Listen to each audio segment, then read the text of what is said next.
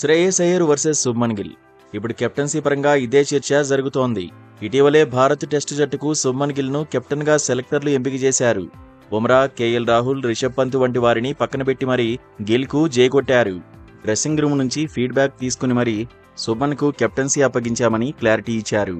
England tour నుంచే కెప్టెన్గా శుభ్మన్ గిల్ వేట మొదలు కాబోతోంది. రోహిత్ శర్మ వారసుడిగా గిల్ ఎలా రాణిస్తాడు అనేది ఆసక్తికరంగా మారింది. అయితే టెస్టు జట్టులోకి శ్రేయస్ అయ్యర్ను తీసుకోలేదు. కనీసం శ్రేయస్ పేరును పరిగణలోకి కూడా తీసుకోలేదనే చర్చ ఉంది. శుభ్మన్ గిల్తో పోల్చితే శ్రేయస్ అయ్యర్ సీనియర్. ఒకప్పుడు కెప్టెన్సీ చేసే దమ్మున్న ఆటగాడిగా అయ్యర్ పేరు తెచ్చుకున్నాడు. 3 ఫార్మాట్లకు సూట్ అయ్యే ఆటగాడిగా వార్తల్లోనూ నిలిచాడు. కానీ శ్రేయస్ను ఫిట్నెస్ ట్రబుల్స్ వెంటాడాయి. టీమిండియాకు గెస్ట్ ప్లేయర్గా మార్చేశాయి. ఆ తర్వాత దేశవాళీ టోర్నీల్లో ఆడలేదనే కారణంతో సెంట్రల్ కాంట్రాక్ట్ నుంచి బీసీసీఐ తొలగించింది. శ్రేయస్ మాత్రం తనను తాను నమ్మాడు. దేశవాళీల్లో బరిలో దిగి ప్రూవ్ చేసుకున్నాడు. మళ్లీ టీమిండియా తలుపు తట్టాడు. ఇంగ్లాండ్తో వన్డే సిరీస్లో చెలరేగిపోయాడు. ఆ తర్వాత ఛాంపియన్స్ ట్రోఫీలోనూ రాణించాడు. టీమిండియా తరఫున టాప్ స్కోరర్గా నిలిచాడు. మళ్లీ బీసీసీఐ సెంట్రల్ కాంట్రాక్ట్ దక్కింది.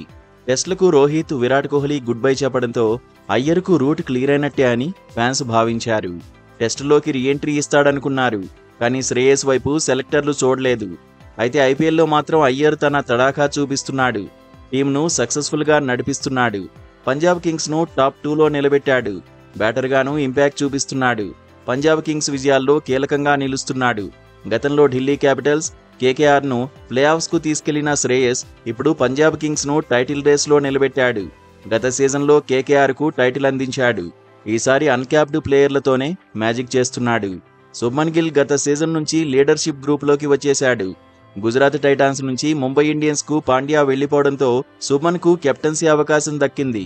గత సీజన్లో జీటీ పెద్దగా రాణించకపోయినా ఈసారి మాత్రం అద్భుతంగా ఆడుతోంది. కెప్టెన్గా శుభ్మన్ గిల్ మంచి మార్కులే కొట్టేస్తున్నాడు. జీటీ ఈసారి ప్లే ఆఫ్స్కు దూసుకుపోయింది. గతంలో భారత్ టీ20 జట్టుకు కెప్టెన్గా వ్యవహరించిన అనుభవం గిల్కు ఉంది.